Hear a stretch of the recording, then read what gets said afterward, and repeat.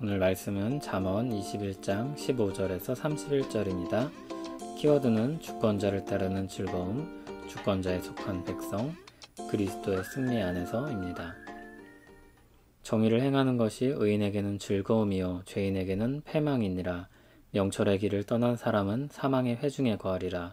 연락을 좋아하는 자는 가난하게 되고 술과 기름을 좋아하는 자는 부하게 되지 못하느니라. 악인은 의인의 속전이 되고 사악한 자는 정직한 자의 대신이 되느니라. 다투며 성내는 여인과 함께 사는 것보다 광야에서 사는 것이 나으니라. 지혜 있는 자의 집에는 귀한 보배와 기름이 있으나 미련한 자는 이것을 다 삼켜버리느니라.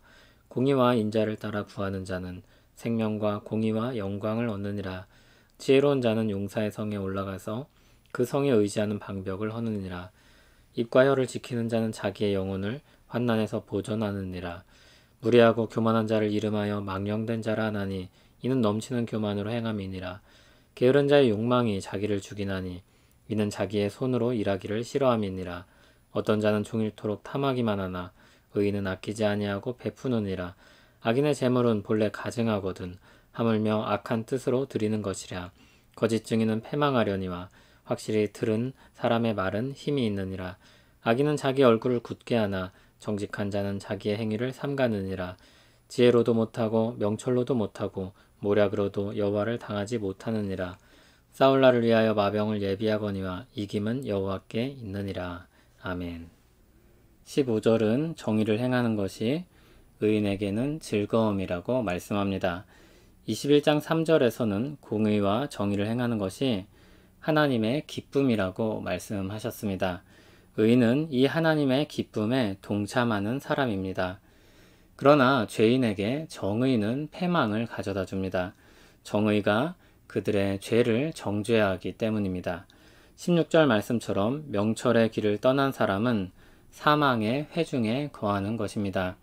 그러면 이들은 무엇을 기뻐할까요? 죄인은 무엇을 즐거움으로 삼을까요? 17절을 보면 연락 또는 향락을 좋아합니다. 술과 기름을 좋아합니다. 모두 하나님께서 주신 좋은 것입니다. 그러나 그것을 목적으로 삼을 때 문제가 생깁니다. 그들은 연락을 좋아하지만 가난하게 되어 즐길 수 없게 될 것입니다. 술과 기름을 좋아하지만 부를 잃어버려서 누릴 수 없게 될 것입니다. 악인의 운명은 18절과 같이 의인의 속전이 될 것입니다. 정직한 자를 대신하는 몸값이 될 것입니다. 악인과 의인의 처지가 뒤바뀔 것입니다. 자신이 꾸민 음모에 자신이 빠지게 될 것입니다. 19절에서는 앞에서 9절에서 다룬 말이 반복되는데 성낸다는 말이 추가되어 있습니다. 다툼을 일으키고 성내는 여인과 사는 것보다 광야에서 사는 것이 더 낫다 말씀합니다.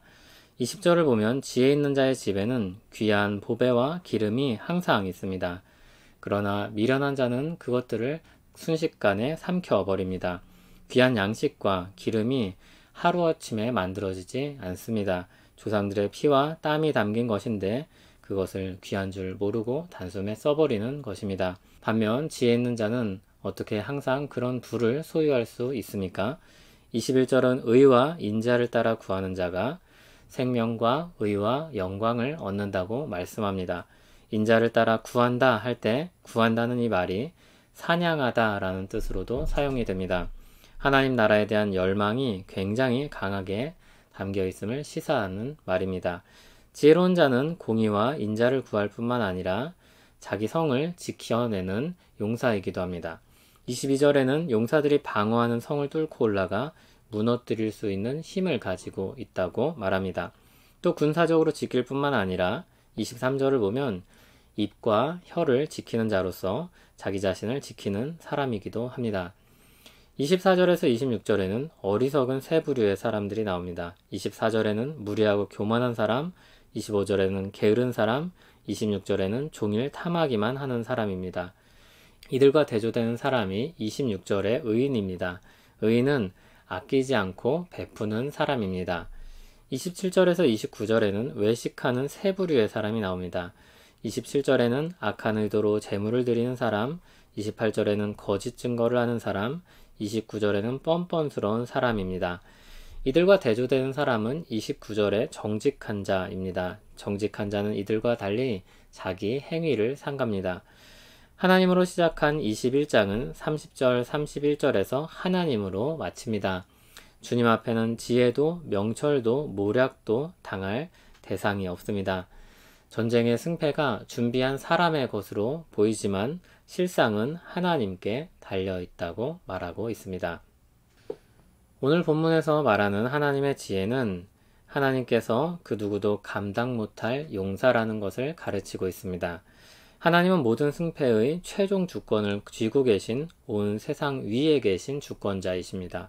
싸움에서 이기는 편에 서는 것이 지혜로운 것일 것입니다. 게다가 하나님 편에 선다는 것은 단지 내게 이익이 돌아오는 쪽을 선택하는 것 정도가 아니라 공의와 정의를 가진 편에 선다는 것이며 가장 선한 쪽을 택한다는 것입니다. 그리고 그쪽이 승리를 거머쥐게 된다는 것입니다. 이것을 아는 것이 지혜입니다.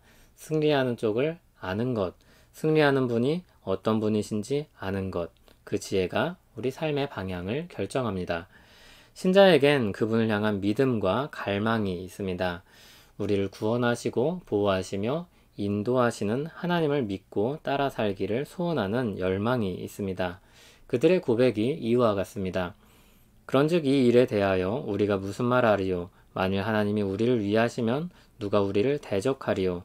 자기 아들을 아끼지 아니하시고 우리 모든 사람을 위하여 내주시니가 어찌 그 아들과 함께 모든 것을 우리에게 주시지 아니하겠느냐.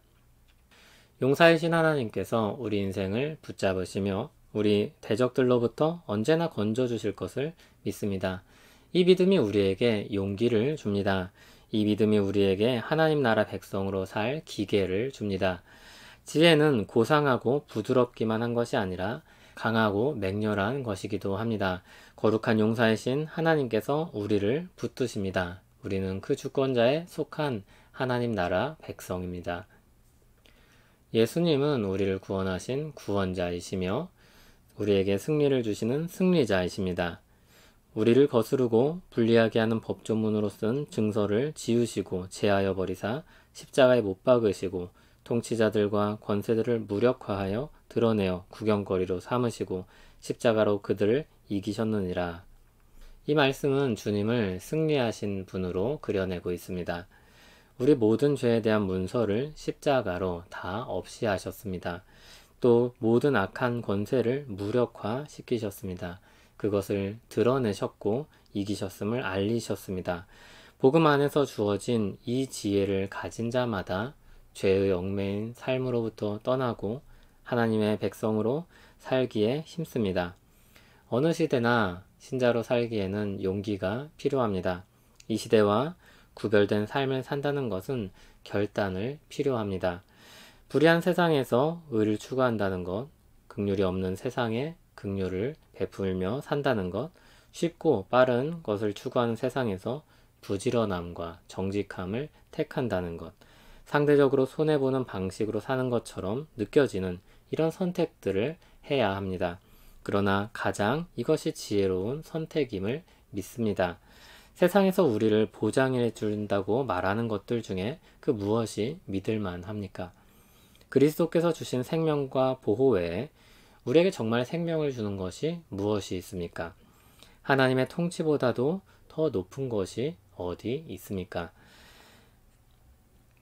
복음은 확실히 미련해 보이는 지혜입니다. 그러나 참된 생명이 있는 지혜입니다.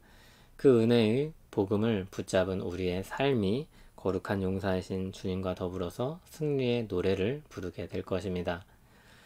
우리 인생들의 가장 앞에 서셔서 우리를 대신하여 죽으시고 우리를 위해 사신 그리스도의 은혜를 찬송합니다. 그로 말미암아 우리는 승리한 자로 살며 그로 인해 우리는 용기를 내어 삽니다.